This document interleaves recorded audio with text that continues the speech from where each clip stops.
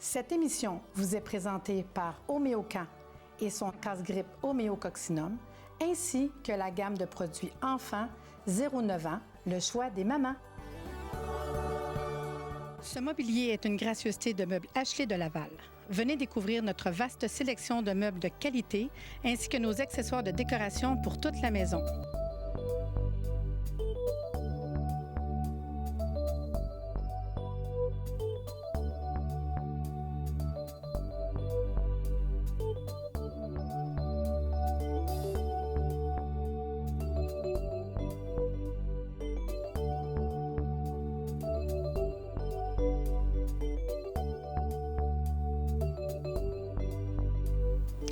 Bonjour, bienvenue à Réseau Santé. Aujourd'hui, il sera question de l'accompagnement en fin de vie. C'est quand même une émission émotivement chargée.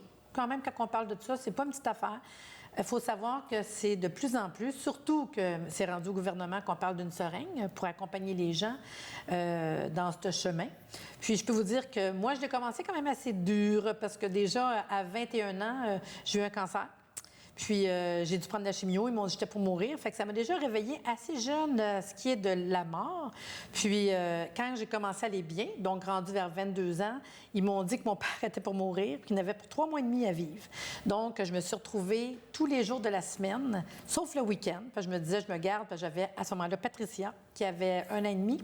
Puis, tous les jours, elle était avec moi. Patricia puis moi pour accompagner mon père, qui avait 46 ans, cancer de poumon. Fait que laver, le nourrir à cuillère, aller à l'hôpital, traitement de chimio, et faire ce cheminement-là pour qu'un jour, j'ai paniqué, pour vrai, parce qu'ils m'ont dit il va mourir. Puis là, je regardais, puis mon père, il parlait pas parce qu'il était sur le respirateur à la maison. Puis à un moment donné, il m'a appelé, il a dit mon nom, mais il parlait plus depuis un petit bout. Puis là, je vais le voir, puis là, j'ai vu les yeux à l'envers. J'ai commencé à trouver ça dur, puis j'ai dit, mon Dieu Seigneur, qu'est-ce que je fais? T'sais, à l'âge que j'ai, puis il y avait une infirmière qui venait tous les jours. Puis à un moment donné, là, j'ai paniqué, j'ai appelé dans ce temps-là, hein, il n'y avait pas beaucoup de services. Hein. Il y avait l'hôpital Notre-Dame à Montréal, qui avait un centre palliatif. Aujourd'hui, il y en a partout et je suis super contente. Puis j'avais dit, pouvez-vous le faire rentrer, s'il vous plaît? J'ai peur, on dirait qu'il va mourir. Je me souviens, j'ai paniqué. J'ai réussi. L'ambulance est arrivée, ça a été le plus court séjour à l'hôpital Notre-Dame. Mon père voulait mourir à la maison. J'avoue que j'ai eu un petit peu peur, le non-connaissance de ce moment-là. Aujourd'hui, on en parle beaucoup. Puis, 10 minutes, même pas après, il est mort. Donc, je l'ai accompagné vraiment jusqu'à la fin. Et c'est le plus beau cadeau que je réalise parce qu'aujourd'hui, j'ai accompagné quand même beaucoup de gens, des amis. J'ai encore quelqu'un dernièrement que j'ai rencontré qui est mort, ça fait comme 1 mois et demi. Des gens que je connais depuis longtemps, des amis proches, puis ma soeur, puis je pourrais nommer plein, mon beau-frère, puis oh là là, Patricia, toi aussi, t'as vécu ça, hein? Oui, puis tu sais, ce qui est dur de la mort, c'est qu'à chaque fois, c'est nouveau parce que c'est une nouvelle personne qu'on perd, on a un degré de relation plus ou moins proche avec cette personne-là. Tu sais, c'est jamais ton père, tu vas le perdre juste une fois. C'est émotif. Puis c'est de perdre cette personne-là, mais c'est aussi d'accompagner les gens qui sont alentour de toi. Tu sais, toi, tu as un deuil, ton frère, ta soeur, ton ami. Comme là, tu disais tantôt que la dernière personne t'a perdu. C'est le deuil de toi de perdre cette personne-là, mais de vivre avec ta meilleure amie qui, elle, a perdu son conjoint, c'est difficile, mais d'un autre côté, ça fait partie de la vie aussi. Puis on ne se rend pas compte qu'on a besoin d'outils, qu'on a besoin de savoir comment, mais de plus en plus, puis je vous dis, ça ne sera pas en s'améliorant, je ne veux pas décourager personne, mais ne serait-ce qu'on parle du mot cancer, que c'est rendu une personne sur 2. Moi, dans le temps, c'est une personne sur 4, même sur 6. Fait qu'il y en a vraiment de plus en plus. Fait que je suis contente aujourd'hui que Isabelle Pitre va venir discuter de l'accompagnement en fin de vie. Mais Isabelle, t'es qui, toi, là? Explique aux gens à la maison, là. Alors, juste avant de t'expliquer, je vais remettre en perspective quelque chose parce que tu parles de cancer. Oui. Et c'est beaucoup ça qui existe aujourd'hui au niveau de l'accompagnement à fin de vie du côté médical. Pourtant, tout le monde, un jour, va mourir. Ben oui. Et c'est bien l'âge, la première des conséquences qui va nous amener à ce constat-là. Donc, l'accompagnement à fin de vie n'est pas que médicale. Elle est aussi quelque chose c'est un moment, finalement, de la vie qu'on doit vivre jusqu'à la fin. Et c'est un peu ce qui m'a poussée, moi, à investiguer dans ce domaine-là. Donc, pour répondre à ta question, je suis coach de vie, d'abord et avant tout, spécialisée dans les approches humanistes. Et je suis à la tête dirigeante d'une école de formation en coaching et en accompagnement de personnes. Donc, il y a peut-être 2 ans, Ça a commencé à trotter, parce que c'est des choses qui me parlent beaucoup, l'accompagnement de personnes, surtout au niveau de la qualité d'être, parce que je trouvais que c'était quelque chose qui nous manquait. Et moi-même, n'ayant pas de famille, je me projetais à 90 ans en me disant qui donc va venir me tenir la main quand moi, je vais quitter.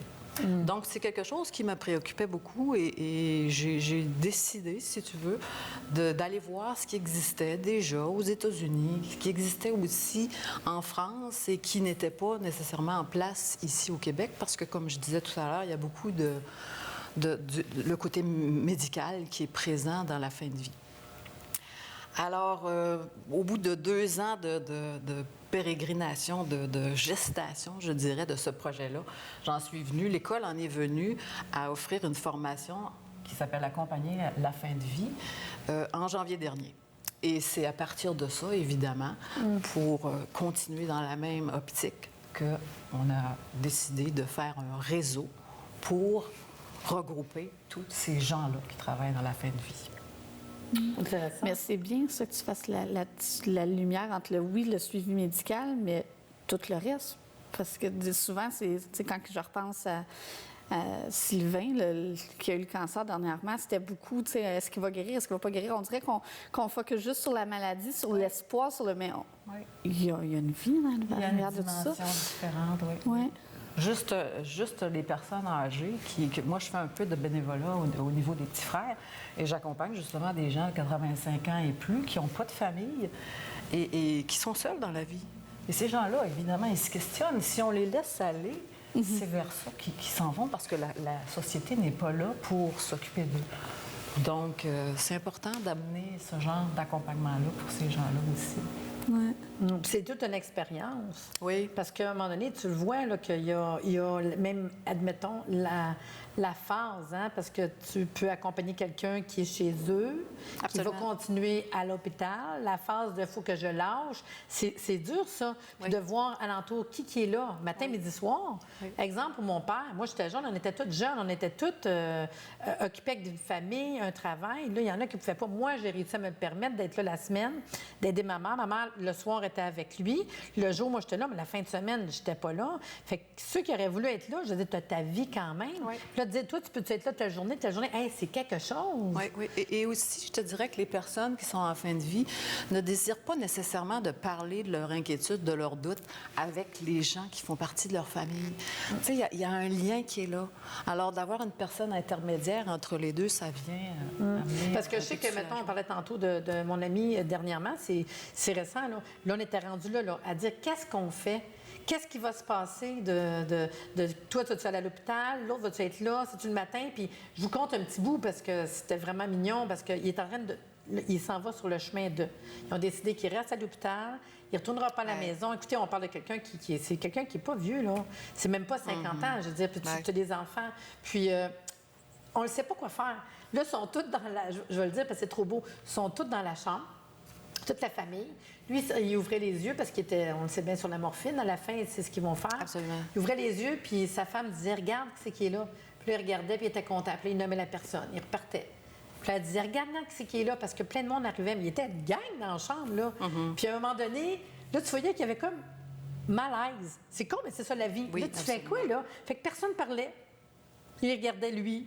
Puis là, tout le monde ne fait rien, là. Mais tu vas faire quoi? Il n'y a pas un livre qui est écrit quoi faire. Puis là, à un moment donné, il a ouvert ses yeux. Puis tu sais, c'est un gars qui jokait un peu. Il a ouvert ses yeux, puis il dit fais partir, là, je ne mourrai pas tout de suite. Il a dit ça. Là, tout le monde s'est mis à rire, mais ça l'a comme ôté une pression. C'est vrai. Parce que tu n'as pas un timer. Il va rester 15 minutes, 1 heure, 2 heures. Mais lui, il sait, hein. En dedans, lui-même, il le sait.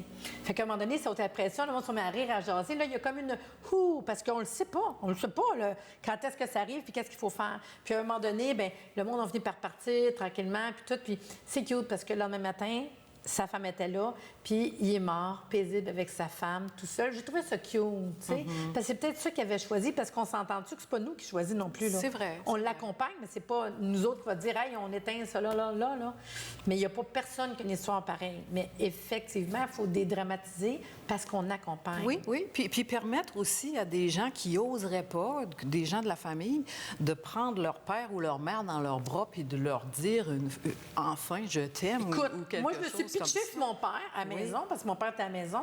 Puis j'ai dit, je veux pas de sport. Puis là, je suis partie à broyer. Tout le monde m'a regardé, genre, non, mais elle est folle. Là, j'ai parti à broyer parce que c'est une réalité. On faisait une fête. Je sais plus trop quoi qu'il y avait, là. Puis j'ai dit que je veux pas. Mais là, les autres me regardaient. Mais moi, je peux dire, puis je dis pas que c'est pas correct. Chacun va l'avoir vécu de leur manière. Oui. Je peux dire que je pense que j'ai vécu sereinement, en étant présent tous les jours, en disant que je l'aime, en le lavant, en le nourrissant, en allant avec lui à l'hôpital. Je sais que j'étais moins privilégiée. C'était de l'ouvrage, mais pour moi, c'est pas de l'ouvrage. Ça passe. À un moment donné, j'ai accompagné ma soeur, c'est pareil. Une fois par semaine, je l'appelais, j'allais la voir. Puis à un moment donné, tu te rends compte que ce temps-là, je voudrais jamais l'avoir changé. C'est trop cool, là. Mais l'expression que tu as donnée quand tu t'es exprimé, justement, d'exprimer ton amour ou par mots, ça aide, ça va t'aider, ça t'aide Je m'en souviens toute ma vie. Oui, mais ça t'aide à traverser dans un deuil aussi. Super belle émission. Ça me ramène dans des beaux souvenirs que je ne voudrais jamais changer au monde. On prend une pause, puis on revient pour plus d'informations. Nous sommes de retour et moi, je suis un petit peu intriguée par le réseau des accompagnants en fin de vie, le RAFDV. C'est un ensemble d'expertise. C'est quoi? Explique-nous un peu. Alors, c'est vraiment un regroupement. Ce qu'on voulait faire à la base, c'est de faire la référence au Québec pour ce qui est de la matière du deuil et de la fin de vie. J'ai pris conscience, on a pris connaissance, l'équipe, qu'il existait beaucoup de petits corpuscules et que chacun de ces choses-là était très, très précis, par exemple, les maisons palliatives. Mais qu'est-ce qui arrive quand quelqu'un se pose une question générale? Monsieur, madame, tout le monde, quand il cherche des informations sur la fin de vie, où est-ce qu'il s'en va? Donc, c'est la raison pour laquelle on a essayé de regrouper tous les intervenants du milieu, donc les accompagnantes en fin de vie, les personnes qui travaillent dans les domaines connexes au deuil et à la mort, les maisons de formation qui forment ces personnes-là.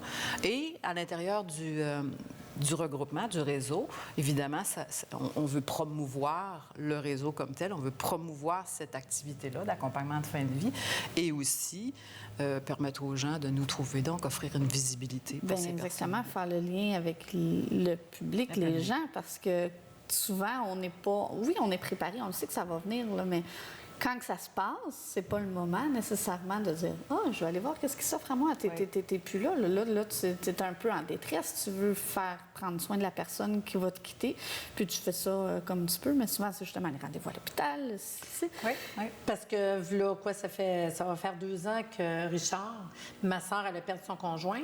Puis ça fait des années qu'ils étaient ensemble, puis elle s'entendait pas à ça. Puis je me souviens de jaser avec elle, puis elle a dit « Là, il veut rester à la maison. Tu veux pas l'envoyer d'un centre palliatif tout de suite.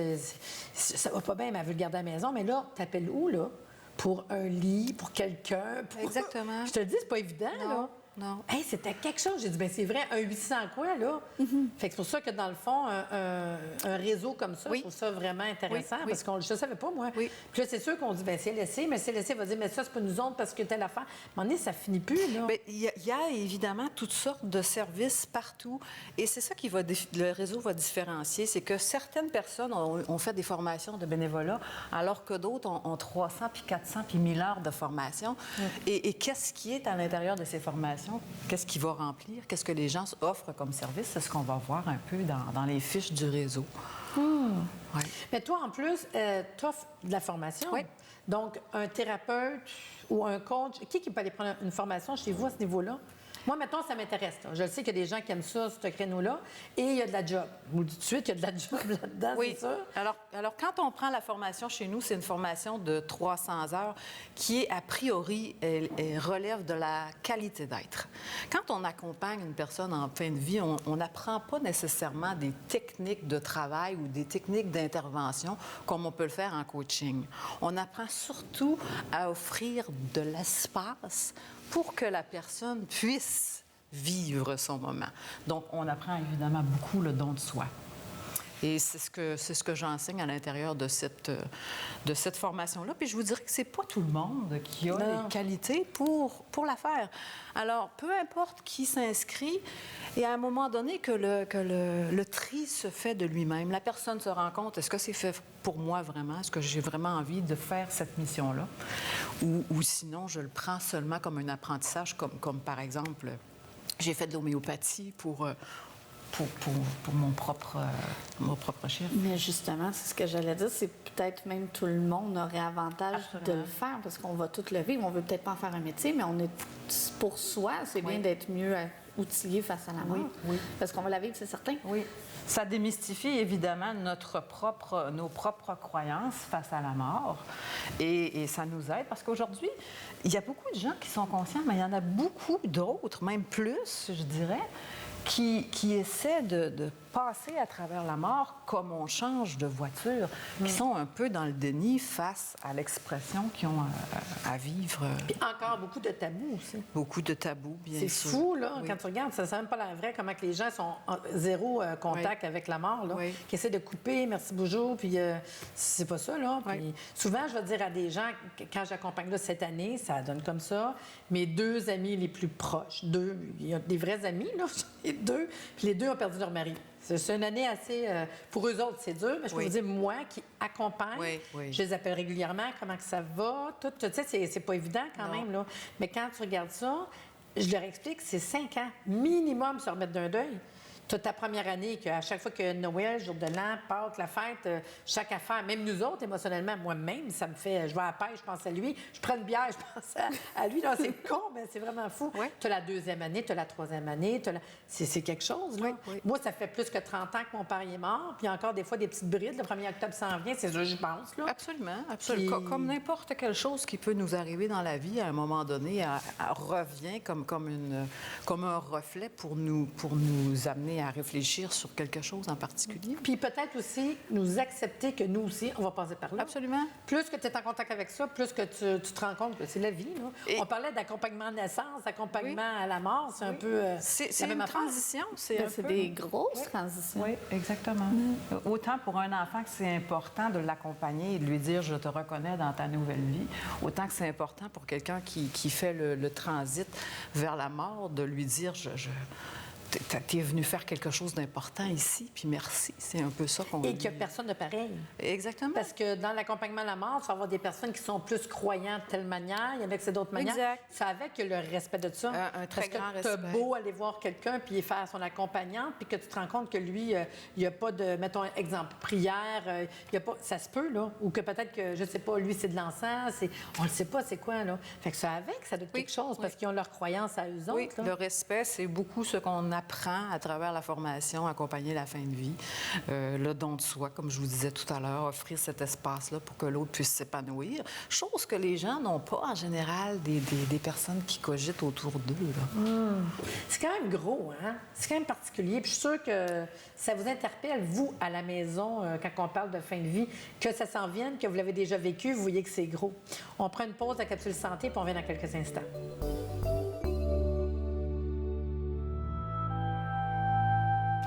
Aujourd'hui, notre capsule santé, il sera question d'argent colloïdal. L'argent colloïdal de Nutri-Select, distribué par Nature Beauté Santé, qu'on retrouve dans les magasins naturels, les Walmart, les pharmacies. C'est quelque chose qu'on trouve très facilement. Puis, je vais vous en parler quand même, pas pire. J'ai ramassé de l'information parce que c'est quand même un produit extraordinaire. L'argent colloïdal, c'est une simple suspension de particules d'argent microscopiques dans de l'eau ultra pure. Rien de plus. C'est ce qu'on appelle l'argent colloïdal et c'est un des meilleurs remèdes naturels qui soit.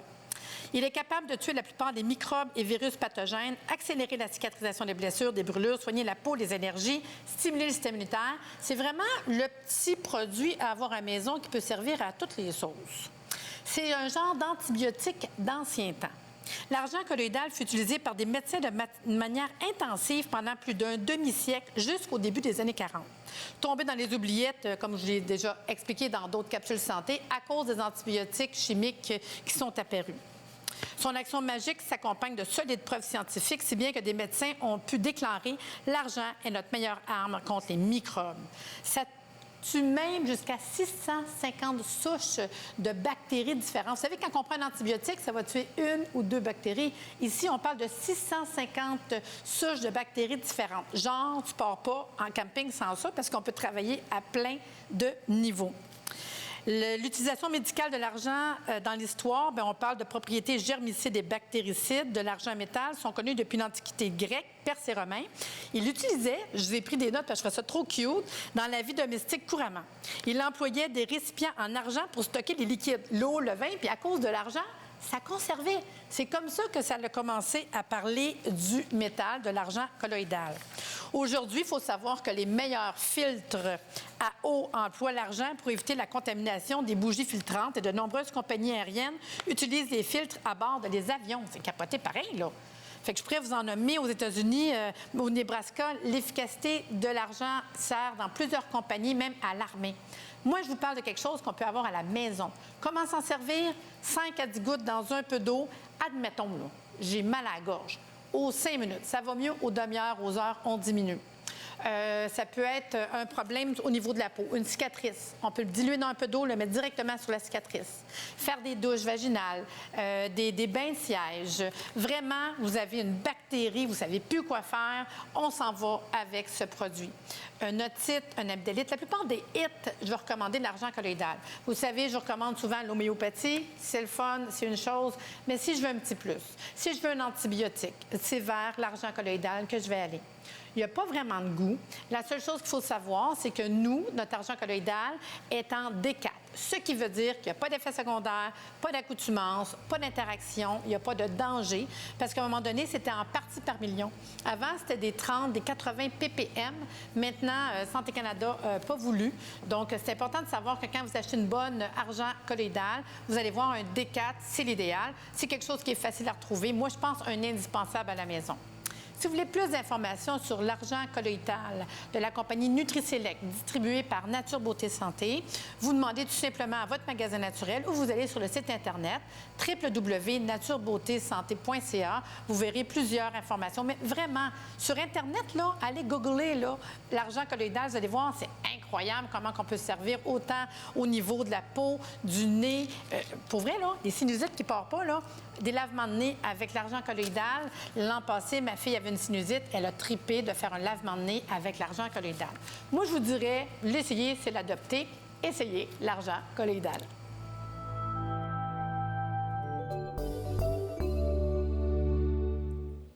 Donc, nous sommes toujours en compagnie de Isabelle Pitre. Pour ceux qui voudraient contacter le réseau, j'imagine que vous avez un site Internet? On a un site Internet, oui. Alors, c'est le rafindevie.com. Et on a aussi une page Facebook, un groupe Facebook. Si vous cherchez au niveau de l'accompagnement fin de vie, vous allez nous trouver facilement. Puis là, j'imagine qu'on peut y aller autant au niveau de quelqu'un qui cherche des ressources que quelqu'un qui se sent interpellé, disons ce matin, « Wow, c'est ma vocation, oui. Je peux, ou je suis déjà impliquée, j'aimerais en faire partie. » Absolument, parce que vous allez trouver des textes, évidemment, sur le deuil et la mort, que ce soit des textes probablement qui viennent de nos membres, qui sont accompagnantes fin de vie. On en a qui sont auteurs là-dedans. Et vous allez trouver aussi des activités, donc les activités qui touchent le réseau. OK. Puis, on parlait aussi de l'école de formation et de toi qui fais du coaching. Oui. Alors, l'école de formation, c'est Isabelle Pitre Coaching, Inc. Donc, comme je disais tantôt, on travaille au niveau du coaching et de l'accompagnement fin de vie. Et encore une fois, c'est isabellepitrecoaching.com. C'est quand même facile à trouver en googlant. Puis on est aussi sur Facebook, j'imagine. On est sur Facebook, puis très actif sur les réseaux sociaux. Oui, absolument. Super. Comme que Patricia disait, par exemple, ça peut être autant n'importe qui vous contactez, qui fait déjà affaire avec un réseau, qui ne fait pas affaire avec un réseau, mais qui sont déjà dans le domaine d'accompagnement en fin de vie. Oui. Comme ça peut être moi qui est thérapeute qui dit j'aimerais cette branche-là. Absolument. Comme ça peut être quelqu'un par rapport qui dit moi j'aimerais peut-être ça avoir un cheminement là-dedans. Absolument. Ça peut être une nouvelle avenue là, pour quelqu'un. Oui, j'imagine que vous avez comme un bottin des accompagnants ou quelque chose semblable à ça. Oui. Je suis dans telle région, je cherche quelqu'un. Exactement. Un peu comme l'ARR Santé qu'on connaît tous très bien. Oui, absolument. Alors, ça nous aide. On est la référence au Québec. Hein? C'est partout au Québec. Et peut-être, à un moment donné, ça va... être plus grand. Oui, ça va peut-être rejoindre le Canada complètement. Bien, on vous le souhaite. Oui. On a aussi des beaux livres devant nous et je vois votre nom, Isabelle Pitre. Oui. Vous êtes auteure. Alors oui, c'est mon deuxième livre que tu tiens présentement dans tes mains et qui est sorti aux éditions Béliveau en janvier dernier. OK. C'est un livre sur la qualité d'être et étant donné que j'étais dans le monde équestre avant, je fais un peu le lien entre les apprentissages que j'ai faits dans le monde équestre et ce que je dépose, si vous voulez, au niveau du coaching aujourd'hui. Fait que quelqu'un qui aime les chevaux, ça peut quand même être intéressant. Ça aide tes chevaux, là. Absolument. Il y a plein d'histoires de chevaux, comme on dit. J'ai sorti mes histoires de chevaux du placard. Des belles histoires Ben oui. en perspective. Oui, oui. Comme j'ai des belles histoires aussi avec les gens que j'ai accompagnés en tant que coach dans ma Mais les vie. chevaux, ça vit tellement longtemps. Il y a vraiment des liens gros de même qu'on peut avoir. Hein? Absolument. C'est fou, là. Absolument. Il y a vraiment un one-to-one qu'on fait, là. Oui. Puis l'autre livre, c'est... La thérapie humaniste, qui était mon premier livre en 2011, qui reflétait, si on veut, le premier parcours du praticien pour ceux qui s'inscrivent au coach de vie chez nous. Et aujourd'hui, je suis en train d'écrire mon troisième livre qui est justement dans la collection coaching qui s'intitule « L'art de poser des questions » pour dépasser le cadre de la pensée conditionnée. C'est l'art de poser ou c'est comment les poser? Oui, l'art de poser des J'imagine, questions. ouais, c'est Parce ça. qu'il y a beaucoup de questions qu'on présuppose déjà, l'espèce d'étendue de réponse qu'on va avoir avec... Parce que tu peux avoir la question négative qui attire du négatif, Oui, puis que tu peux l'amener du côté positif, tu sais. absolument. Comme un peu, ils disent, là, le système de santé qui change maintenant. Là. On ne chicanera plus les enfants. Maintenant, on va juste dire t'es fin, t'es bon, t'es capable. Ils s'en vont là-dedans. Là. Oui. Puis c'est une réalité pareille. Hein. Oui. Fait que les questions, j'imagine, dans ce sens-là, c'est intéressant. Absolument. C'est important de savoir comment poser des questions. Oui. Alors, Fait que 3 livres, j'imagine, sont disponibles sur ton site Internet? Ils sont disponibles sur le site Internet isabellepitcoachdevie.com, oui, et un peu partout dans les librairies, bien sûr, aussi. C'est intéressant. La formation, tu la donnes à quel endroit? Elle est donnée pratiquement complètement à distance pour la formation accompagnée à la fin de vie. OK, fait que c'est intéressant. Ça peut être n'importe Oui, qui au Québec qui prend sur Internet. exactement. Nous autres, on est vraiment chef de file dans la formation à distance. On donne la formation en classe aussi, mais on a appris à incorporer le visuel, le kinesthésique. On leur fait faire des choses pratiques aux personnes, même s'ils sont loin. Donc, on essaie de rejoindre le plus possible les méthodes d'apprentissage des gens qui s'inscrivent chez nous. Mais de toute façon, c'est de plus en plus couru. Le monde aime ça. Tu le fais à ton rythme, Oui. ça, tranquillement, puis c'est autant en contact. C'est plus comme avant. Là. Oui. Oui, puis le contact est même meilleur parce que le superviseur, c'est one-on-one. Hein? C'est un à un. On supervise une seule personne à la fois à travers un mode Internet, si on veut. Là. Parce que les formations se font un à un? Bien, je veux dire, oui. OK. Oui. OK, fait que c'est une personne à la fois, puis Oui. tu es capable de le superviser. Oui. Tout. Ouais, c'est intéressant. Fait que c'est vraiment très suivi. Oui. C'est ce qu'on a de plus comme feedback au niveau de l'école, c'est la qualité de la supervision que les élèves reçoivent. C'est le fun. C'est important en fin de vie, hein? C'est important. Oui, mais non, mais c'est sûr parce que c'est gros, hein? Oui. Puis tant qu'on n'a pas les 2 pieds dedans, on peut pas le savoir. Mais franchement, Isabelle, tu es super gentille d'être venue nous discuter un peu de la fin de vie. Moi, ça me rappelait des souvenirs, des beaux souvenirs, parce que c'est quand même gros. Patricia aussi, j'imagine. Puis j'espère que les gens à la maison, vous avez apprécié. Puis allez voir le site Internet, puis de faire la lecture, parce qu'il y a vraiment des beaux textes sur le site de Isabelle Pitre. Bon, bien, j'espère que vous avez apprécié l'émission. À la bientôt. Meubles Ashley de Laval, le meilleur rapport qualité-prix.